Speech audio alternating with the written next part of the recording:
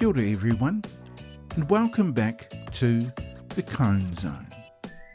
I'm your host, Patrick Ross, and today we're getting into something that every single one of us in traffic management deals with whether we like it or not.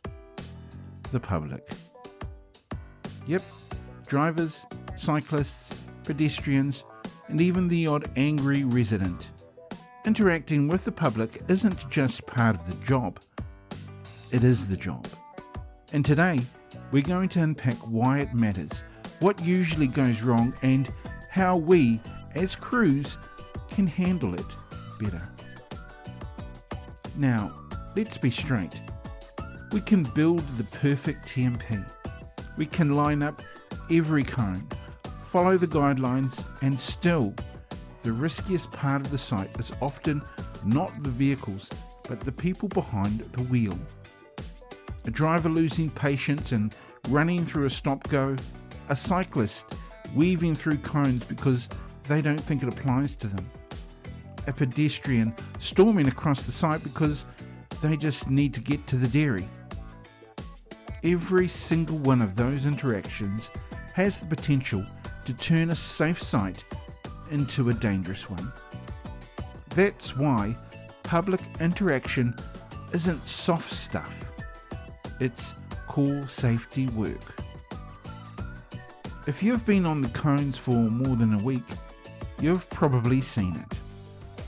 The driver yelling because they've been waiting for 2 minutes, the resident fuming because their driveway is blocked, the tradie in a ute pushing up too close to your stop-go sign because he's late for a job. These aren't one-offs, they're part of the daily rhythm, and the way we respond to them sets the tone for the whole crew and sometimes even the whole job. Here's the challenge. When you're in high-vis, you're not just representing yourself, you're representing your company, your council, and in many ways, the whole industry. Blow up at someone and that person doesn't just think, oh, that worker's having a bad day. They think traffic management crews are rude. Professionalism doesn't mean putting up with abuse, and I'll talk about that in a second, but it does mean keeping calm, even when you're under pressure, because, like it or not, we're judged not only by how safe our sites are, but how we treat the public. Let's talk about communication. 9 times out of 10, people act out because they don't know. They don't know why the road's closed. They don't know why the delay is taking so long. They don't know why cones are set up the way they are. That's where a quick word makes all the difference. You don't need to give them a lecture on Compton, just something simple like, thanks for waiting, we're just keeping the crew safe while we finish this section, or we'll get you through as soon as the lane's clear, should only be a couple of minutes. That human touch shows people you respect their time, even if they don't love the situation. I know a crew in Auckland who had constant grief from a resident. Every morning she'd come out yelling about dust and noise. The crew could have shut her down. Instead, the STMS listened, explained what was going on, and worked out a small adjustment to shift the work slightly later in the morning. By week's end, that same resident was dropping off muffins. Another time, down south, the team was running stop-go by a school. Parents were stressed, kids were everywhere, and things were getting heated. One of the crew started waving and smiling at the kids as they crossed. Simple, right? But suddenly the mood shifted. Parents calmed down because they saw the workers weren't blocking them. They were helping keep their kids safe. These little moments matter. They build trust. They remind the public that we're not robots. We're people looking out for people.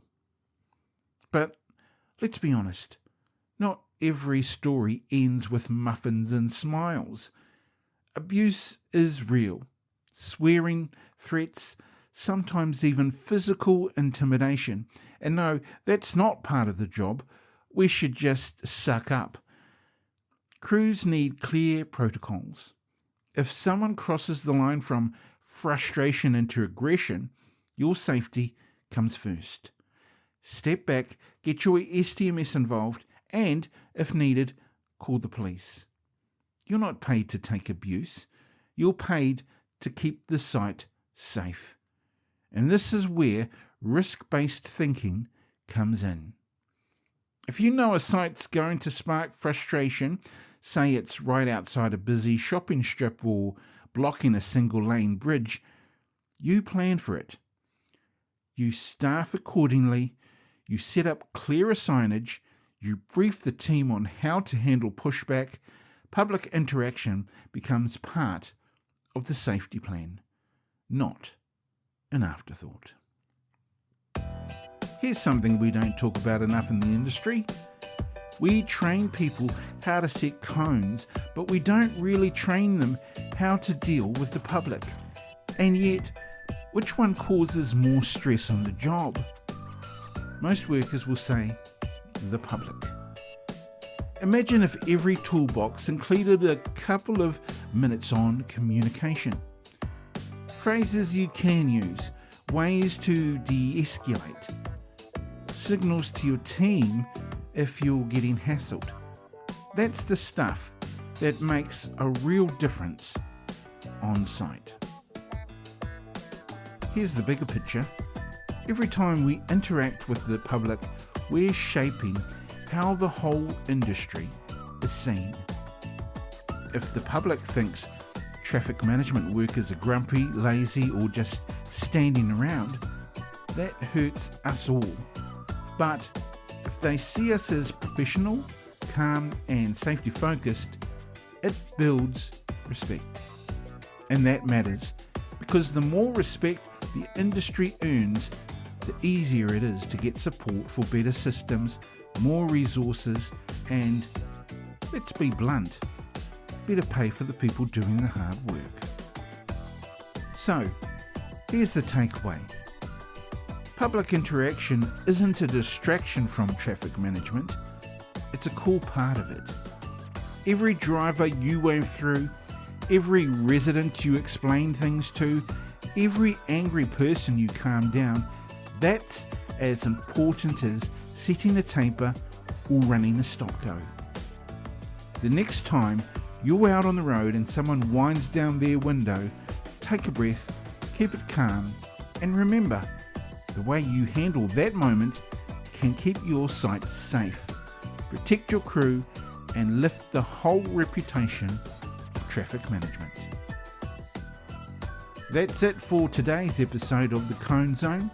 Thanks for listening, and as always, until next time, stay sharp, stay safe, and if you see me out on the roads, throw me a minaway.